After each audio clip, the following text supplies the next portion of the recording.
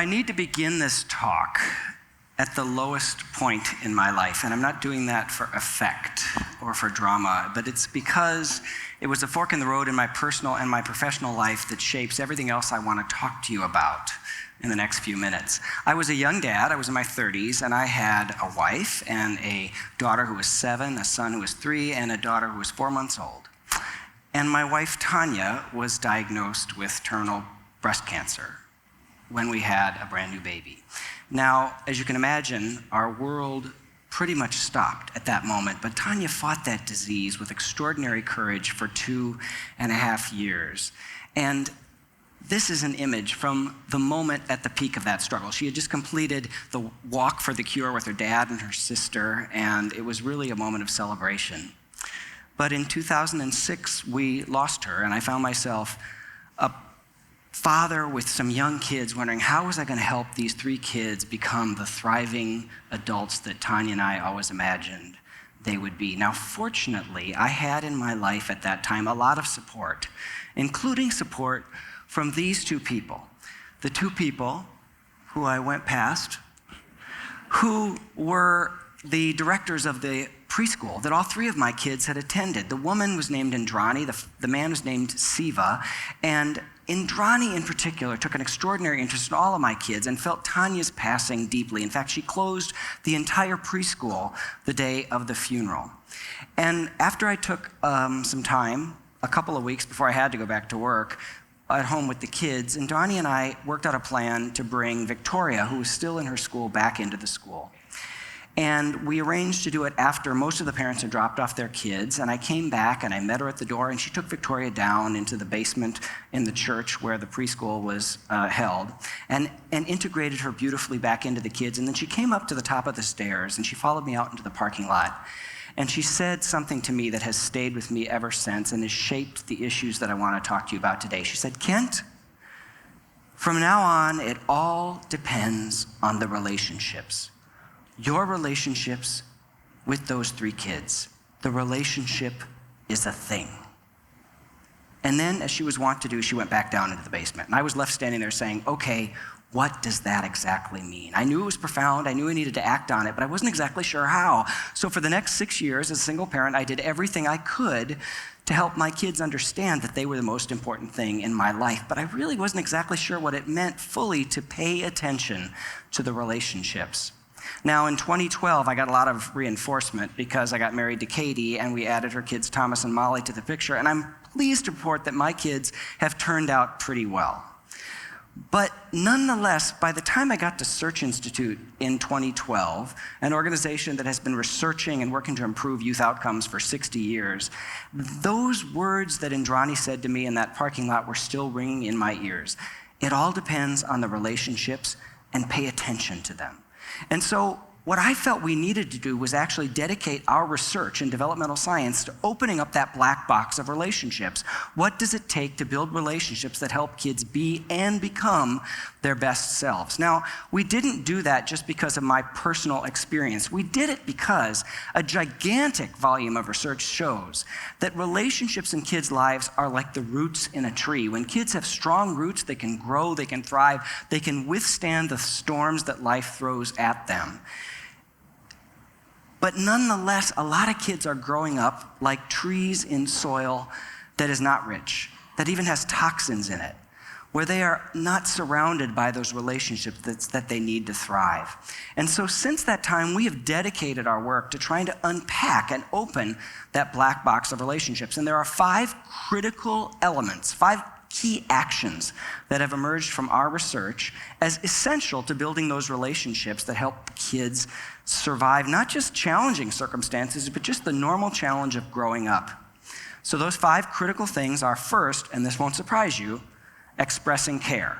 The old saying that people don't care what you know until they know that you care is emphatically being proved true in our research. And when we talk about relationships in kids' lives a lot, we often talk about caring adults. But the key issue is if the goal is not just a nice relationship, it's a developmental relationship, one that takes a kid from here to there, caring is necessary but not sufficient. So the next element in a developmental relationship is challenging growth. It's pushing kids beyond their comfort zones. If you want to really know what this looks like, think of your best athletics coaches. They're going to be working with the kid on the team who is really not doing well and trying to help them succeed, but they're not going to be saying to the kid who is the best on the team, you're good, just hang out. They're going to be continually saying, you can get better. There's always a propulsive element to a developmental relationship. But you can't just express care and challenge growth. You've got to provide support. You've got to be there as a guide on the side. And the critical issue there is that you're helping kids complete tasks and achieve goals. That doesn't mean leaving kids to figure it out alone, which we actually see in a lot of settings, but it also doesn't mean being a helicopter parent and taking away from your kid the opportunity to take chances and fail. It's helping them actually try, scaffolding up that support, and learn to grow. Really importantly, the fourth element is sharing power, giving kids voice and choice. Now, sharing power for a lot of people, especially who work with kids, is a little bit risky. It doesn't mean relinquishing power. It means giving kids voice and choice and letting them lead in moments that are appropriate and ways that reflect their developmental stages. And finally, the really critical fifth element is expanding possibilities, opening to kids a world of new ideas by introducing them to new people, new places, new concepts.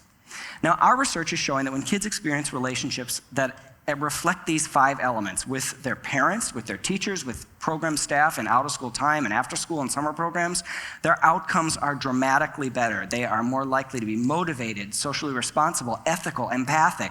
They're also more likely to get better grades, and they're more likely to not practice risk behaviors like drinking, like using tobacco, and like attempting suicide.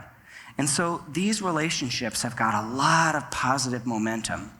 Unfortunately, our research is also showing that there's a small but very significant group of kids in our country today who are not experiencing developmental relationships with adults. In most every sample we've looked at, about 1 in 5 kids reports no developmental relationships, reflecting the 5 elements that I just described in relationships with adults. And another 20% says, yeah, I've got about 1. So unfortunately, there is the need to add to our national vocabulary that now includes the achievement gap, something that might be called the relationship gap. Now, there's a ton of reasons we might say that that exists. But one of the ones that is emerging from our work is that pretty much everybody who works with kids, and to a significant extent parents too, knows that relationships matter. They say that relationships matter. They talk a good game about relationships. I did this when I was an administrator in a large school district. But the reality is that the day in, day out investment we make in relationships doesn't reflect the reality. If you ever want to actually see this discrepancy, as I have, and you have the opportunity to be in a room with a group of teachers, ask how many of those teachers have had their principal tell them that their job, a critical element of their job, is to build great relationships with students. What will the vast majority of teachers in that room do? Raise their hand and say, absolutely. Then say, okay, have you ever been provided with great professional development?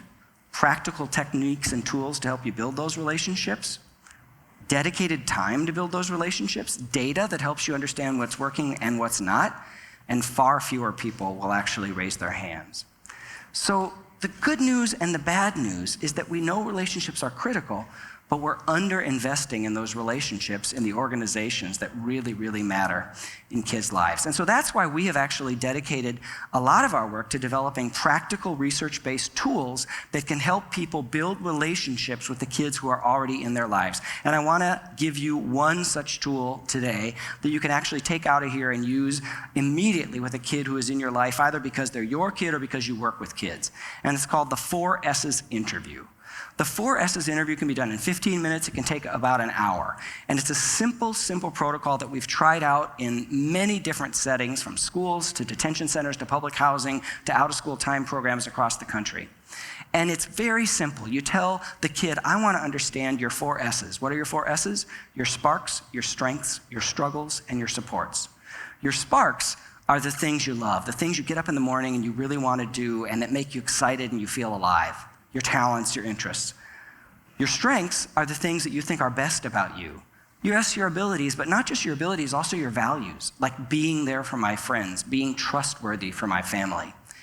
The third are your struggles, the challenges that you face, what keeps you up at night, what makes you worried. Now, those could be the struggles and challenges of adolescence that are pretty normal, but they could also be the trauma that too many kids today are going through. And then finally, there's your supports, the people, the places, the environments that actually make you feel safe and feel accepted and feel yourself. Now, if you do the 4 S's interview, you actually can't just launch into the first S. You actually have to stop and tell the young person before you begin it what you're going to do and why you're going to do it, which means saying, I want to understand your sparks, your strengths, your struggles, and your supports. You actually literally do that kind of a set piece. And believe me, we've tried this without doing that. And there's 2 reasons you need to do it. The first reason you actually say, I want to know your 4 S's, and then you spell them out, is because you want to convey to that young person that I want to know your whole self. I want to know what's great about you and what you're struggling with. The second reason is that you want to convey to that young person that I'm leading you through a process, and this process is going to take you somewhere good. I'm going to start with your spark, that thing that you love to talk about. And there's very few kids, though there are some, but there's very few kids who won't start to talk about what they love, whether it's football or hip hop or dance or reading or just being with my friends. Then you move on to their strength, that place that they feel best about themselves, the thing that they think are best about themselves, not just, again, in terms of their abilities, but also their values. So now you've laid that groundwork with their sparks and their strengths, and now you can open that box of their struggles, and you can say, what are you worried about? What are you struggling with? And you've laid that groundwork with the first 2 steps, but you don't end there. You come out of it into their supports and trying to understand, how do we actually understand where you feel good, where you feel safe? If you do the 4 S's interview and it's successful, you will have an understanding of that kid that can propel a relationship that can be truly powerful and developmental. Now, if I were a lot of you, I might be sitting here saying, oh my gosh, that's exhausting. You just said I should put that much into a 15-minute conversation with a kid? And I'm sorry, but that's what it takes. It does take that level of effort. It takes that level of intentionality about relationships. And that is what Indrani gave to me all those years ago in that church parking lot. That sense that relationships don't just happen, that we have to actually exert effort, that we have to actually be intentional about them. It also takes some sense of what a good relationship should look like. And our research would suggest it's expressing care, challenging growth, providing support, sharing power, and expanding possibility. And sometimes it even takes those practical tools. So yes, it's worth and it takes a lot of effort, but it is really, really worth it in the end. And it's not worth it just for the kids that you are either raising or that actually you work with in your school or your program. It's worth it for you.